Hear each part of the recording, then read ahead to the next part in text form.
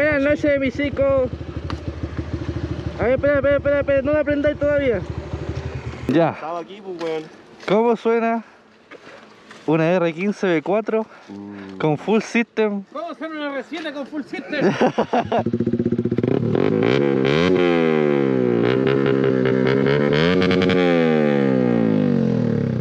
Oh my god.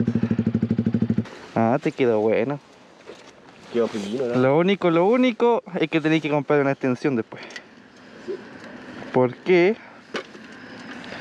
Porque te quedó muy justa de aquí.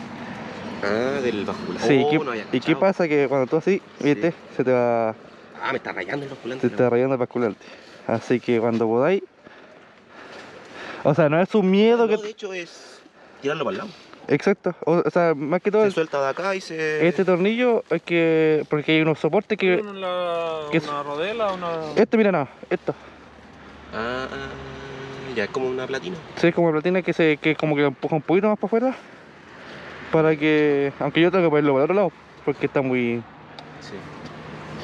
Pero es algo así.